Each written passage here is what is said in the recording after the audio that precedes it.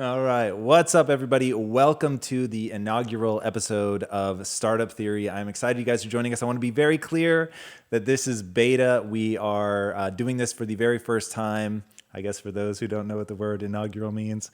So, welcome. What we're going to be doing is showcasing a company. And if this is something that you guys are interested in having your company showcased, you can submit, Jared. Where do they submit at?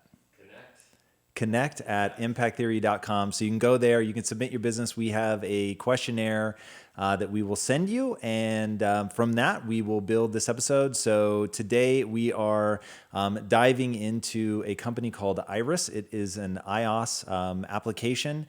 And yeah, we're going to dive in and talk about what it takes to actually start and found a company. Want you guys to be involved here. So be sure to engage, ask questions. If there's something that I say that you're unclear about, then be sure to let us know. And we should, I believe, have at least one of the founders here of the company with us. I'm getting the nod from Agent Smith. What's that?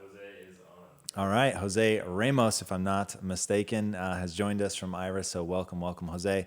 All right, so I have my notes here.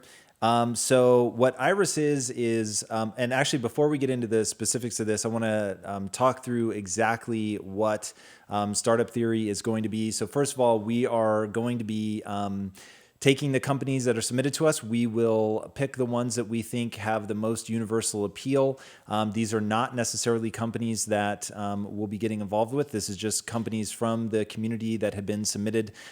We may take companies that we love and think are amazing. We may take companies that we actually don't think will work, but we think that they might be a great learning example, and everything in between. So know that in featuring somebody here that is not a tacit approval of the business, it's not Impact Theory putting a stamp on it, me putting my stamp on it.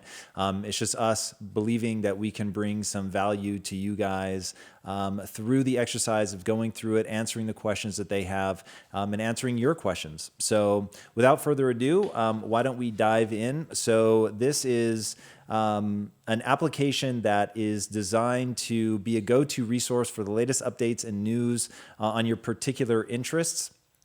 And it's being put together by a combination of cousins, brothers, and good friends. They are designers, engineers, marketers, product managers, lawyers, and hustlers. One of them is in New York City, and the rest, and there are 6 of them total, are in Puerto Rico. Some of the things that whenever you're starting a business, one of the main things you have to figure out is what is the problem that you're going to solve. And that really is the starting point of any business. So if you think about Impact Theory, there's sort of the grand global problem that we're trying to solve, of believing that we're a society that makes really amazing mythology, but we don't know how to interpret that mythology. But that just is not granular enough. That is not a problem that people are beating down our door and saying that we need to solve that. So what we're trying to do is attack the much more tangible problem of there are a lot of people out there that want to start businesses. They don't know how. And so we want to help incubate those companies. So when people ask us what we're doing, the answer is that we incubate companies and content, because that is a need that people have. They want to bring something to the world, and they don't know how to do it. And so it's very easy to put our finger on that, like this. As soon as we put out into the world that we were looking for people to submit to Startup Theory, we had a bunch of people submitting. So there's clearly a need for that. What we're then trying to do for us, there's the secondary mission of making sure that it's the companies that we ultimately get behind and really do push and promote and incubate and help turn into something. For us, there's a secondary amount of criteria, which is they have to be mission-based. It has to be something that we believe is going to make the world a better place. And that is important to us. And hey, you guys are on the move. And one of the things that is always fun to do in this content is to pretend that there aren't all these crazy things happening just off camera that you guys don't see. So that's a big thing. You've got to identify what is the problem that you're trying to solve. Is it a problem that is readily apparent? Going back to what we did at Quest Nutrition, another case, right? So people want to live a healthier life, but at the same time, they want to eat food that's really tasty. So we were trying to make a line up of food that people could choose based on taste, and it happened to be good for them. So that was a problem that we were trying to solve. Convenience was a big part of the game, and being able to actually solve solve that problem and meet that need is really how you build a business. So one of the first things that the team at Iris is going to have to answer is, what exactly is the problem that they're trying to solve? So the way that they put it is, the world is deluging us with information. There's so much news, there's so much fake news, there's so many things out there, so much noise, that you really need a way to cut through the clutter. And their proposal is to address that problem by essentially mechanical turking it. And for those of you who don't know what a mechanical turk is, it's actually a human being, despite what you might think from the name. It's a human being that actually goes through and throws human capital at the problem. And so that's their proposed solution, is that they're going to have real people that are going to do a digest for you based on your interests. It's an iOS application. I believe I mentioned that at the beginning. But that iOS application is going to be fed by real people who take your interests, they go through, they condense it down, and they give you a 5 to 10 minute audible recording of all of the items in your interest category that are distilled down. That is, I think, where we really need to start. So I'd be very interested to hear what you guys think, and I'll give you a brief thumbnail sketch of where my head's at, and then hopefully we have some comments and questions. So first and foremost, I think that the problem of there being a lot of noise out in the world is very real. I think that there is a ton of that. I think there's so many amazing pieces of content, but they're hiding out there in the deluge of noise, and not just with fake news, but also just that there's a lot of people creating content that isn't very good. And so how do you isolate and identify the content that actually is going to serve your needs? And so I think they've put their finger on a problem. I don't know that it's a Rome is burning problem. And my big concern is that there already are a lot of players in the space. But my big fear, and I will put this out there to Jose, and I want to know what he thinks. I want to know what you guys think. Do you think that you're going to run into a problem of scalability? And while those answers come in, I will tell you that building a big business is not always the name of the game. And I definitely have a natural bias, and my bias is very, very much about scale. I am only interested in things that scale. And so I'm always looking at businesses from the perspective of, how do we make this big? So if you're submitting to us, guys, I will warn you that I'm always going to come at it from that perspective. I think it takes the same amount of energy to build a small business as it does to build a big business. And whether you're doing a neighborhood restaurant that's meant to serve, the people in your surrounding area, or you're trying to change the very nature of food, I actually think it's irrelevant from an energy expenditure standpoint. So for me, scalability is a huge, huge thing. And every alarm bell that I have, guys at Iris, went off as I was reading your breakdown, because you're relying ultimately on human capital. Now, the one thing to be very, very careful of, if your business relies on human capital, that it is going to be very capital intensive to grow that. Because for every, if you guys are doing this, let's say that any one person can do a digest for, I don't know, let's call it 3 interests. Even that, that's actually quite a bit if you're really going to create value in your breakdown. So if every one employee can handle 3 interests, for you to scale the number of interests that you have available to your community, you're going to have to scale the people. Now, scaling people comes at a cost, and now you're really putting yourself out there. And one thing, and when I say putting yourself out there, I mean putting yourself out there from a financial standpoint. One of the things that people don't often think about is, so even if you were to do all of this with outsourced employees have one problem, which is that their availability tends to wax and wane. Sometimes they're available, sometimes they're not. Also, that you train somebody, but they're very transient. So all of that energy and effort that you put into training them, which could take months for them to get really good at the job, is one, you're dealing with subpar work while they get up to speed. And then 2, they don't work for you full time. There's a lack of investment. They're probably outsourced because they don't physically live where you live. So you may be outsourcing overseas. And if you're outsourcing overseas, then your turnover turnover rate is going to be very, very high. So now you're putting all of this time, energy into training people only to have them then disappear, and you have to redo it again. You're getting sub-quality work while they get up to speed. And of course, you're training them and making them good at their job, which in theory makes them much more marketable, which makes them more likely to go somewhere else to get more money. And in today's economy, usually the fastest way to raise your salary is to move to a different company. So you put yourself into this vicious cycle where the more valuable you make that person, the more likely they are to leave you, and now you have a problem. Now, that's why I like to have the majority of my employees in-house, because then I can invest in them as people. I can show them that I care about them. We can build real connection, real rapport. If you do what we're doing at Impact Theory, which is every full-time employee here has ownership in the company. So now being a part of it, they're financially invested in making sure that the company takes off, that it does well, to think beyond the scope of their job. So, but now if you're doing that and you're bringing people in, whether or not you give them equity in the company is somewhat irrelevant. But if you bring them in, it's better long-term. The more you invest in them, the more likely they are to stay, assuming that you have good leadership and that they feel good about working for your company. But the problem is that now not only do you have payroll, and that payroll stays, man, no matter what. Like you can't sometimes, like an outsourced worker, you can pay them a little bit, if you only use them for a few hours, or you can pay them a lot if you're working them a lot of hours. But a full-time employee you're paying them no matter what. Now we have a founder input. Fire away. So in response to scalability, Yep. Jose says that's part of the challenge we'll be facing. The way we see it is similar to how newspapers work today, where you'd have a team per section/interest, but then only a few would do the recording. We definitely believe in having everything in-house, though, especially since content will be the driving factor. Okay, so if you guys couldn't hear that, that was Jose Ramos, who is one of the founders of the company. And what he's saying is that they really do believe in bringing people in-house. That's the model that they wanted to use. And they believe that just like in the newspaper business, that you would bring people on, it would have to scale. The more interest, the more people that you would need, but that there would only be one person recording, I'm assuming, per interest, which... That's fine. I think that still your problem is going to be exactly the problem that the newspaper industry had, and which is why they were so ripe for disruption.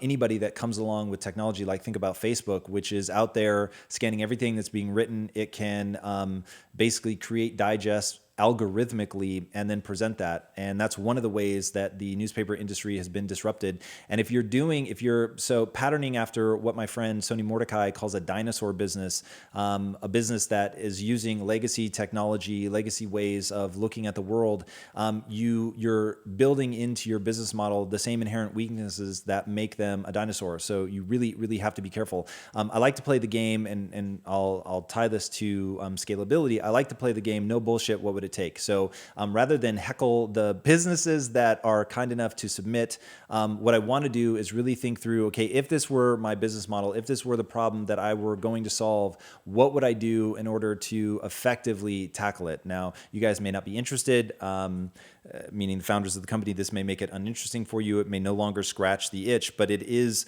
I think, the answer to what you would need to do if this is really the problem that you want to solve. So here's what I think the core of your company would have to be to avoid getting into the escalating arms race of always the more subjects you bring on, the more people that you have to bring on with you. Because, and this is why I think that it doesn't scale as well as the newspaper. So back in the days when newspaper was the dominant way that we got our media, people only knew what made the newspaper. That was it, right? So it was your job to go out and scour the world, to know what the topics were, to what headlines would sell, to be aware of the things happening in the world. But now there's so much information that there's going to be so many subcategories. And one of the ways that people cut through the noise, and thinking about this, for myself particularly, is to get really granular in the subjects that you pay attention to. So you don't pay attention to marketing, you pay attention to social marketing, or you pay attention to social entrepreneurship, right? So these subcategories, and getting into subcategories, I think, is going to be one of the most potent things that you're going to have to do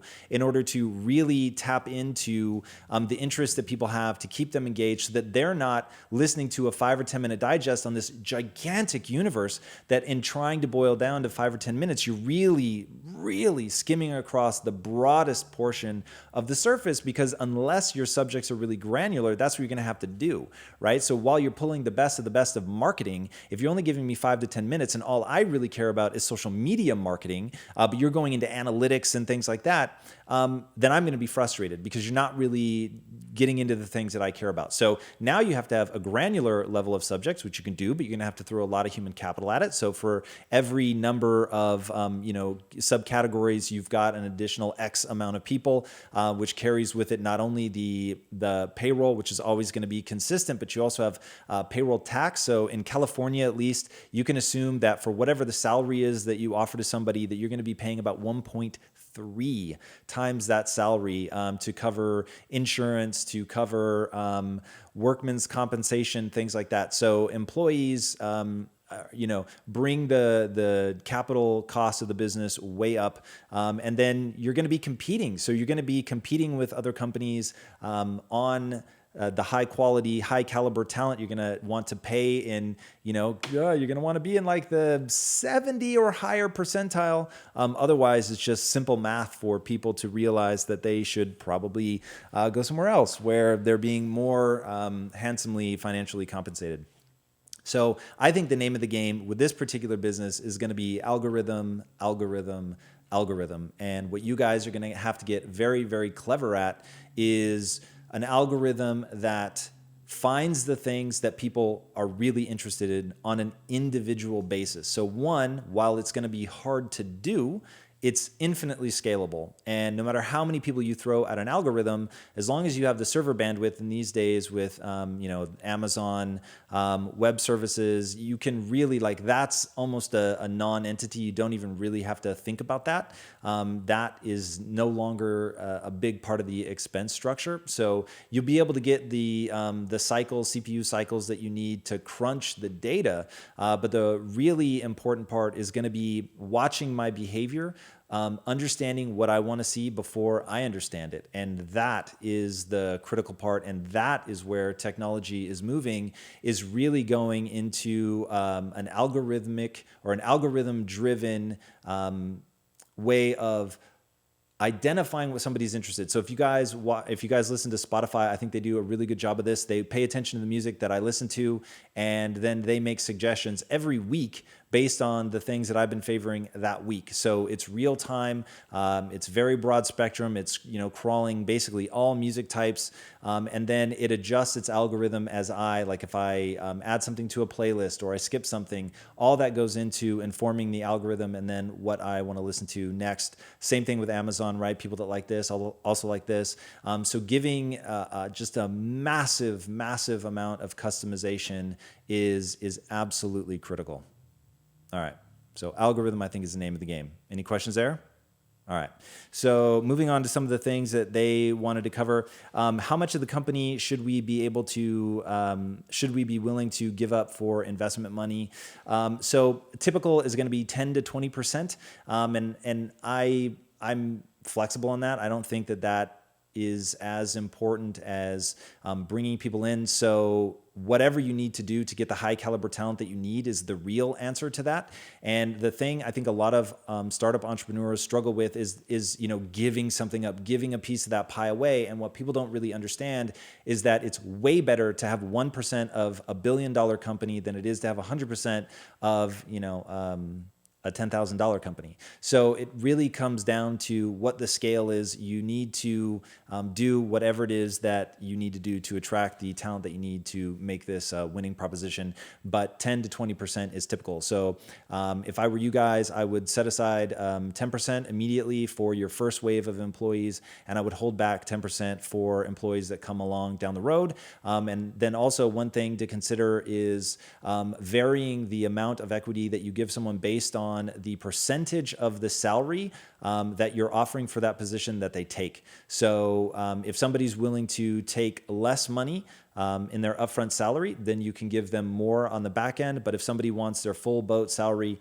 then you would typically dial back the amount of equity that you would give them, because equity is really a game of risk and reward. So for those that are willing to take the bigger risk, then they're going to get the bigger reward. For people that are taking a smaller risk, then they're going to get the smaller reward.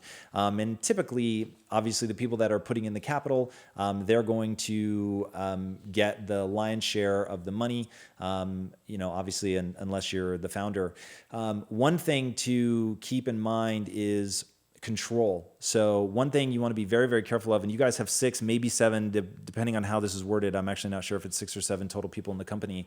But you need to be very, very careful at what point you give up so much control that somebody else could come in and control your company, which, look, in the beginning, it's really not a big concern. And as long as you, God, it becomes tough, because if there's 7 of you, that 51% that you need to maintain control of the company can very quickly fracture. And then you guys could run into a problem where you start voting against each other. Not things I'd worry about in the beginning. And hey, a failed business here or there because the partnership couldn't agree. It's not the end of the world. And in the early days, man, just move fast. That really is the key. Don't get hung up on contracts. When there's nothing to fight over, don't fight. That's my motto. But yeah, being willing to give up equity, especially in the beginning, is not something that should make you tense. Give it away to attract people. And the only real thing on that is looking forward to make sure that you have enough for future employees, and then control. Okay, is investment funding the right track? That is impossible to answer. That is a case-by-case basis. So I'm not a big fan of raising capital. And the reason that I'm not a big fan of raising capital is typically capital comes with strings. Hey. And one of the things that we're doing as a model here at Impact Theory is, first of all, we don't take cash from people. We're a pure equity play. And that until, I should say, phase 1 is a pure equity play. And then if we go deeper, it may involve raising capital down the line. But we're particular to raising smaller amounts of capital. We're looking for minority partners. And that's just because, going back to control. And the reason is, I think a business is very much like artistic expression, in the way that you're going to make counterintuitive decisions. You may zig when other people are zagging. And that's the very thing that makes your company valuable, right? Disruption happens because you see something that other people don't see. And going to somebody to raise capital can put you in a position where you can clearly see the future that you're trying to bring about, and they're just not willing to go for it. And if they have a large enough stake in your company that they can influence that, then you're really in trouble. Also, I think that lots of money in the beginning creates really bad habits. And I think that being a lean, mean startup in the beginning is just incredibly, incredibly important. I won't say important. It's incredibly valuable, because it's going to force you to really, really think about how you're spending your money. Invest $1, you should expect to get $2 back. Thank you for bearing with me while I have a sip of tasty beverage. So yeah, that is really a critical point, is you want to think through being able to build the company the way that you want. The nice thing about capital, and a fundamental question that you guys should be asking, usually capital is attached to somebody that has relationships. And if those relationships are worth the investment, meaning that you would do the investment just for the relationships, and that even if it didn't carry with it any economic value, you weren't getting any money out of the investment, that you would still do it, that is when you know that it's probably a good move. If there's somebody that has deep industry experience in the industry that you're going into, that is incredibly valuable. And one question to ask is, who else have they invested in? And then go to the people that they've invested in and ask them, if you had to do it all over again and you weren't going to get any money out of the deal, you were just going to get their relationships and their advice, would you still do the deal? If the answer is no, then you might want to really think long and hard about it. And if the answer is yes, then that's a really exciting answer and a potentially great partnership. And that's always been the thing for me that has always been the most interesting, is, are they going to understand my space? Are they going to be able to offer me guidance? Can they mentor? Have they been through some of the things that I've been through before? Are they going to be a great sounding board? And what are they going to be like when we don't agree? And that's really, really important. And that's another reason why, or the fundamental reason why I should say, that I like small investments over big investments. And then look, 9 times out of 10, or 99 times out of 100, I should say, you can throw just hard work at the problem, being smarter than the next people, being more savvy about the way that you're solving the problem, looking for opportunities to disrupt. I'm actually reading a book right now called Disrupt You. I'm forgetting the author's name right now. Jay Samit. Jay Sammet, Cindy to the rescue. So Jay Sammet, Disrupt You, great book, talks a lot about how to deconstruct your own personality, your own skill set, to look for opportunities in the market where you can go and disrupt. Technology is moving so fast, it really is a great opportunity. All right, so will the minimum viable product give us the answers we are looking for? Namely, we write the content, we record the audio. If Jose, if you're there, if you can give me clarity on what you mean by will it answer those questions, I'll pretend for a second that you're referring to scalability, since that is the thing that really rings in my mind. And I think that it will answer that question. I think you will see very, very quickly that that is not a scalable endeavor without a massive amount of capital. So yeah, I think that getting a minimum viable product out there is always a good idea. Don't wait until it's perfect. Like gets like this, right? So this is a beta version. We've never done this content before. We'll get your guys' feedback. We'll adjust, and we'll keep doing that for a while until it really becomes streamlined. And one thing that I think we already know we need to do is we need to have like a Skype connection to the entrepreneurs behind the business so we can get answers in real time. Yeah. Says what we mean by that is if users don't enjoy it, for example, is it because the content isn't good, because we did it ourselves, or because the idea itself isn't there? I see.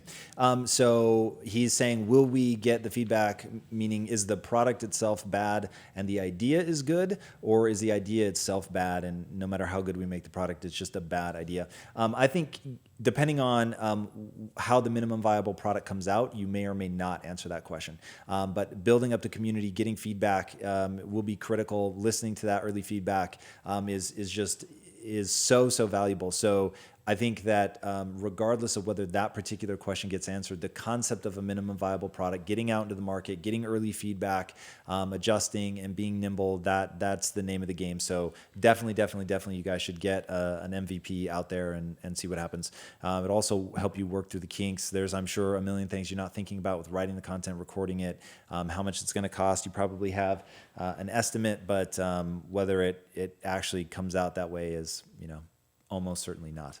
Okay, how can we make the jump to full-time as soon as possible? That comes down to your personal finances, and I don't think that you should be necessarily looking to make the jump to full-time as soon as possible. People usually only spend 50% of their waking hours at their job, so that leaves a full 50% for you guys to do your side hustle, and will give you a chance to really find out without the massive stress and pressure of having to build something, having to monetize it. And maybe that's the most important thing. Like a lot of times, especially things that are socially driven, you don't necessarily want to have the monetization gun to your head right from the jump. You want the time to really just deliver value and then figure things out along the way. I know a very powerful tool that a lot of people use is a freemium premium model, and leading with the free model and telling people what you're going to be charging for in the future, I think is a pretty winning solution. That's what we're doing here at Impact Theory. Phase 1 is all about content. It's all about free content. And while we don't have any plans to charge for the content in the future, we do have a whole slew of merchandising that we're going to be working on that'll be tied to the content that we're releasing, and not just the social content. By the way, the social content for us is really sort of the minor point. We're looking at traditional content and building an ecosystem around that. And so when that's ready, then we'll be going out with that. But we know that we have a very long runway where we don't need to monetize, and so we can begin to get a read on what people like, what they're responding to, without the need to do that. So we're not scrambling. There's no sense of panic. We can just continue to put out great stuff. So if you guys stay at your jobs and that's funding that, then you've really got the time to figure out what's working, what people are responding to. Am I right? Do you need an algorithm? Am I wrong? Can you throw the human capital at it? Those are going to be the things that you guys will find out, because you should be able to be like those first 7 employees, right? So what does it look like? How many interests can you guys handle each? What does that scale? Who's the best at it, right? Can one of you handle 6, 7 interests, and one of you can only handle 2, 3, and you begin to get a sense of what the spread is. And then, the level of passion and energy, what kind of employees, who shines at it, why they shine at it. So the types of people that you're looking for. All right, we only have 10 minutes left, so I'm going to burn through a few more questions here. What's the best way to grow the community user base? That one is easy. Deliver value. That's it. Deliver value. Deliver value. Social media is everything. it's everything. We live in such a unique and amazing time where if you're delivering value, you can build a community. So one of the things that you guys could be doing is putting out a YouTube show or doing Facebook Lives where you give examples of categories you're going to be diving into. What are your top 3, top 5, top 10, whatever. You'll have to figure out, how much bandwidth you guys have. But putting out a daily digest of that so people can see what it's like, finding influencers who really believe in your content, and even doing like guest appearances, going on somebody else's show or podcast or Facebook page and giving them a 5 to 10 minute daily digest. Do a month on an influencer's account. And all you're asking is for link backs. That way people are beginning to be aware of what you guys are doing, the value that you're providing. And because you're creating content, there's going to be a lot of people that will do that if the content is good, right? So I get contacted all the time by major publications, Success, Inc., Thrive, to write for them. And as long as the content is good, they will then put that out, because for them it's free content, right? They're not paying me, but for me it's amazing because I'm building credibility as a voice out in the industry. It's new eyeballs. It's bringing people back to impact theory. So since you guys are in the content creation game, that's going to be exactly how you build your community. Because if you can't build your community by giving it away, in fact, this is important. If you can't build your community by giving it away, it's not real. Okay, let that one sink in. If you can't build your community by giving it away, it's not real. All right, so you're certainly never going to be able to charge for it. Logistics behind advertisements, that's not as universal as I would like it. I'm actually not the right person to answer that question anyway. So in fact, if anybody out there has done a lot of ad stuff, we chose not to do that here at Impact Theory, so we didn't have to dive into that one. Where should we start? Fund the company, PR, New York, Mars. I like that, Mars. It doesn't matter. It doesn't matter. So I'd just like to point out that Berkshire Hathaway is in Omaha, Nebraska. I don't know why anybody ever goes to Omaha, Nebraska, and yet they built one of the largest companies in the world. It doesn't matter. When Microsoft was starting out in Seattle, man, most people thought Seattle was a state. They didn't even know much about it or Washington, and they've turned it into something. So it really, really does come down to going where you want to be. So that's a big thing. Where do you have connections, and where can you hire the right people? So there's a reason that people aggregate in Silicon Valley, because you're able to find amazing technological talent up there. But if you don't have that problem from a hiring perspective, then it matters a lot less. Funding it, really, that doesn't matter. It's somebody that believes in you and that checks all the boxes that we were talking about before.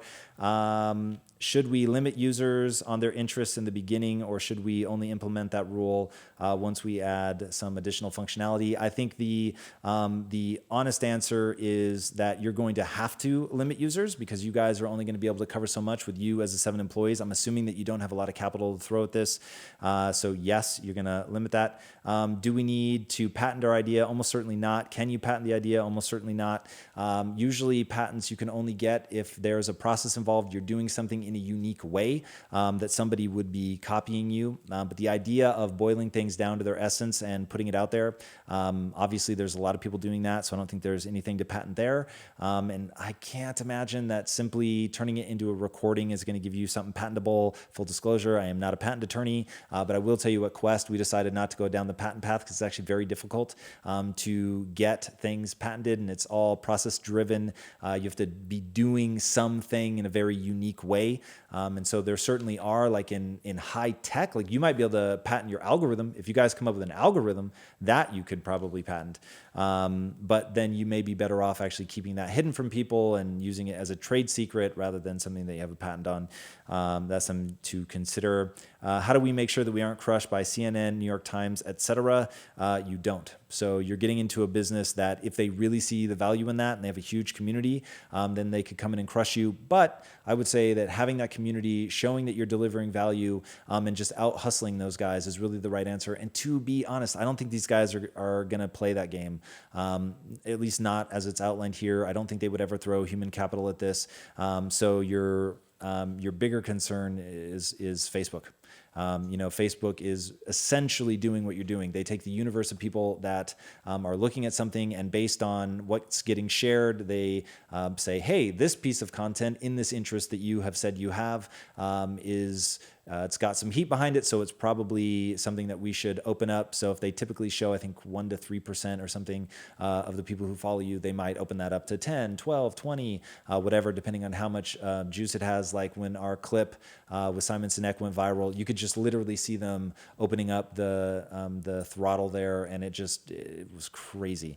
But that's them algorithmically doing that. So yeah, I think that's really where the juice is. How do you prepare for rapid growth? I would say right now that's really not the thing that you guys should be concerned with. Rapid growth is the ways you protect yourselves from that are having a belief system, something that you hire against so that your company culture stays strong, because company culture is the thing that is most dramatically affected by rapid growth. And so that's something you want to make sure that you know who you are, what your company mission is, what you guys stand for, the types of people that you want to hire. That's just critical. And when given a choice between someone with an amazing skill set, but they're not a cultural fit, and somebody who's a cultural fit and can be taught, and that's critical. They have to show a propensity for learning fast. But if they can learn, I'd rather have to teach them than have somebody that is amazing, but they just create strife within the organization. That's critical. And that plays really well in the beginning. As you get farther along, then you really have to hold out for people that both have experience and are cultural fits. Both are really critical. I learned that lesson the hard way. I held on way too long to culture without recognizing the need for people that just really fucking have a skill set. And when you're in a rapid growth phase, that's something that's just absolutely critical. So I think we're about out of time here. So I will just say, first of all, guys at Iris, thank you so much for submitting. And if you guys want to learn more about this, you can go to getiris.io. That's getiris.io. You can also email them at contact@getiris.io. And you can go see right now, they have a webpage up, a landing page. You can check that out, see what they're up to. By all means, engage with them socially, find out what they're up to, help them brainstorm. If you guys have ideas, if you have feedback for them, be absolutely incredible to give that. And if you have a company that you want to have featured here on Startup Theory, I will remember that. On Startup Theory, please submit it. Go to connect@impacttheory.com. That's connect@impacttheory.com. We will send you a questionnaire, fill that out, send that back, and we will feature your company here on Startup Theory. So thank you guys so much for joining us here on this very first episode, the beta version of Startup Theory, if you will.